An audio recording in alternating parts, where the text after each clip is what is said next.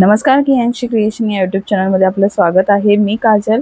बऱ्याच ताईंनी PDF set घेतलेला आहे आणि त्यासोबत त्यांना या पिकॉक डिझाईनचाही स्केच हवा होता, बट मी स्केच सेल नाही करत। मी त्यांना त्यासाठी हा व्हिडिओ बनवत आहे की तो विदाउट स्केच तुम्ही कसं करू शकता। तर इथे तुम्ही बघू शकता एक 12 इंचचं मी सर्कल घेतलेला आहे। 12 इंच जे मी लास्ट टाइम ताट यूज केलेलं त्या ताटाच्या मापानेच मी बनवत आहे। तर 2 फुटाची मी ही डिझाइन बनवत आहे आणि हा जो पान शेप आहे यासाठी मी पूर्ण जो सर्कल घेतलेला आहे त्याचा डायमीटर किती आहे म्हणजे व्यास किती आहे त्यानुसार आपल्याला किती पाकळ्या करायच्या आहेत त्याला डिवाइड करून हा मेजरमेंट मी काढलेला आहे। म्हणजे एक 37-38 पर्यंत डायमीटर येत होतं या सर्कलचं। सो त्या हिशोबाने 4 ते पावणे 5 रुंदीचं ते पान मी बनवलेलं आहे। आणि आता पिकॉक डिझाइन ड्रॉ करण्यासाठी ज्यांना ड्रॉइंग येते ते फ्री हँड पण ड्रॉ करू शकतात, पण मला ट्रेस करून दाखवायचं होतं। सो इथे मी लॅपटॉपवरती तुम्ही बघू शकता मला ज्या साईजमध्ये हवा होता तो मी बटर पेपरवरती सर्कल घेतलं आणि ते लॅपटॉपच्या स्क्रीनवरती ठेवून आपल्याला जसं हवं तसं सेट करून कर्सर इकडे तिकडे ॲडजस्ट करून ते कॉपी करायचं आहे बटर पेपरवरती। तर ट्रेसिंग अशी करते मी प्रिंट आउट काढत नाही कोणत्या डिझाईनचा। आणि ह्या पिकॉक डिझाईनचे मलाच एका ताईंनी फोटो पाठवलेला की जी रेडी रांगोळी होती, पण मी त्यावरून हे स्केच बनवत आहे। आता तुम्ही बघू शकता मी बटर पेपरने कॉपी करून कार्बन पेपरने पेस्ट केलेला आहे आणि इथे एक सर्कल माझं घ्यायचं राहिलं होतं, त्यामुळे मी एक अर्धा इंच वाढीव सर्कल घेतलेला आहे। आणि जे आपण पानाचा शेप घेतलेला तो एक तर जी आपली साईज आहे आणि सर्कल त्यामध्ये पूर्ण ॲडजस्ट होतोय की नाही ते एकदा चेक करायचं आणि त्यानंतरच पूर्ण तो ड्रॉ करायचा आहे। नाहीतर कमी जास्त पडलं तर तो खाडाखोड करत बसावी लागते। त्यामुळे मी मेजरमेंट आधी घेऊन नंतर कन्फर्म झाल्यानंतरच ते ड्रॉ केलेले आहे।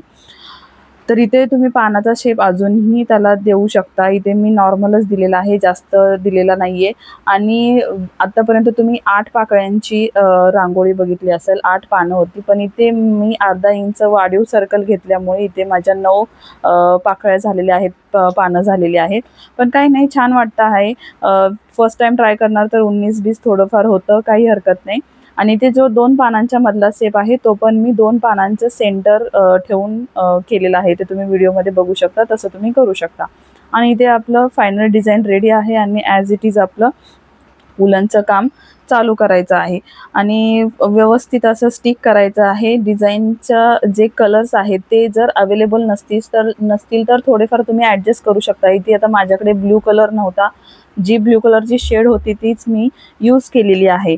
पण कलर शेड असेल तर रांगोळी अजून छान अशी उठून दिसते। इथे तुम्ही बघू शकता मी सर्कल जो मधला आहे तो ग्रीन करून बाकी ज्या पाकळ्या आहेत त्यांना पूर्ण ब्लॅक कलरने बॉर्डर करून घेतलेली आहे।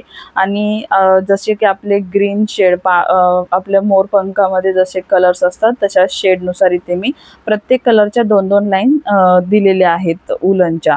आता इथे कोणाकडे ब्लूच्या शेड असतील तर त्या तुम्ही यूज करू शकता। माझ्याकडे ब्लूच्या शेड जास्त नव्हत्या, त्यामुळे माझ्याकडे जे काही कलर होते ते मी यूज केलेले आहेत। ॲज इट इज जशी ट्रेंडिंगमध्ये आहे तशी जरी वाटत नसली तरी थोडीफार मिळती जुळती आहे।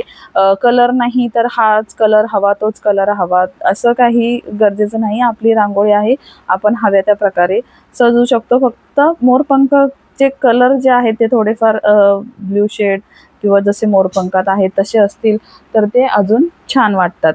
तर इथं तुम्ही बघू शकता 1 to 1 शेड वाईज कलर देत आहे। आता इथे मी पूर्ण पानासारखाच त्याचा शेप ठेवलेला आहे, पण तुम्ही अजूनही त्याला त्याचा जो मिडल पार्ट आहे तो अजून असा डेरेदार बनवू शकता। तर तसं मला नाही करता आलं, पण जे ठीक आहे, जे केलं तेही छान वाटत आहे। मला तर आवडली, फर्स्ट टाइम ट्राय केला त्यामुळे। आणि स्केच यासाठी मी देत नाही कारण ते प्रिंट आणि मग कुरिअर चार्जेस त्यामध्ये ॲड होतात, कोणाला परवडत नाही। तर तिथे तुम्ही बघू शकता एकदम सगळं असं व्यवस्थित माझं करून झालेलं आहे जो मोरपंखाचा कलर देऊन। आता जो साईडचा कॉर्नर आहे जो आतली त्यामधली पानं त्याला मी कलर करून घेणार आहे वुलनचा। आणि जशी शेड आपल्याकडे असतील, आता हे शेड मी काही घेतलेल्या नव्हत्या, माझ्याकडे होत्या त्यामुळे मी त्या यूज करत आहे। सो ज्यांच्याकडे जशा शेड्स असतील तशा तुम्ही त्या यूज करू शकता. आणि ते तुम्ही बघू शकता माझ्या पाकळ्यांच्या पानांचा कलर करून झालेला आहे. आता मी मोराला बॉर्डर करून त्याचं वर्क कंप्लीट करत आहे. तर ज्यांना कोणाला ही डिझाईन बनवायची होती, ज्यांनी माझ्याकडे याचे स्केच किंवा PDF मागितलेली, तर त्यांनी नक्कीच बघून ट्राय करा, स्वतः ट्राय करा. स्वतः ट्राय केल्यानंतर तुम्ही बटर पेपरवरती ट्राय करा. नंतर त्याचं तुम्हाला जर स्वतःसाठी यूज करायचं असेल तरी करू शकता आणि सेल करायचं असेल तरी करू शकता. आणि पहिल्यांदा जर तुम्ही कोणती नवीन डिझाईन बनवत असाल तर त्यासाठी थोडा टाईम लागतो. मला या डिझाईनसाठी कंप्लीट 3 ते 3.5 तास लागलेले आहेत. या डिझाईन साठी 7 ग्लू स्टिक लागलेले आहेत. ग्लू स्टिक तुम्ही सेम कन्सिडर करू नका, काहींच्या साईज कमी जास्त असतात, त्यामुळे प्रत्येकाला वेगवेगळ्या क्वांटिटीने लागू शकतात. आणि या डिझाईनबद्दल अजून काही प्रश्न असतील तर ते क्वेरी असतील तर तुम्ही मला व्हॉट्सअप करू शकता. ही मोराची डिझाईन आणि अजून एक दुसरी होती ती मला ड्रॉ करून दाखवा यासाठी भरपूर रिक्वेस्ट होत्या. तर ती डिझाईन काही मला पर्सनली म्हणजे खूपच अशी झाली, तर ही डिझाईन मला छान वाटली म्हणून मी बनवली. ही मी स्वतःसाठी बनवलेली आहे. याचा फायनल लुक नक्की बघा आणि व्हिडिओ आवडला असेल तर लाईक, कमेंट आणि शेअर करायला विसरू नका. बरेच जण व्हिडिओज बघतात पण लाईक कमेंट करत नाहीत, सो प्लीज रिक्वेस्ट आहे लाईक कमेंट करा. आणि फर्स्ट टाइम कोण बघत असतील तर बाकीचे व्हिडिओजही त्यांनी बघावं.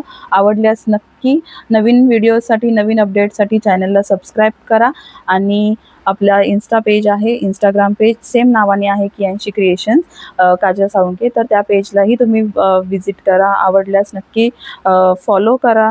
आणि ही डिझाईन कशी वाटते ते कमेंटमध्ये नक्की सांगा. मी खूप घाई गडबडीमध्ये व्हिडिओ बनवलेला आहे हा. काही शंका असतील किंवा काही विचारायचं असेल तर मेसेज करा. व्हिडिओ बघितल्याबद्दल धन्यवाद.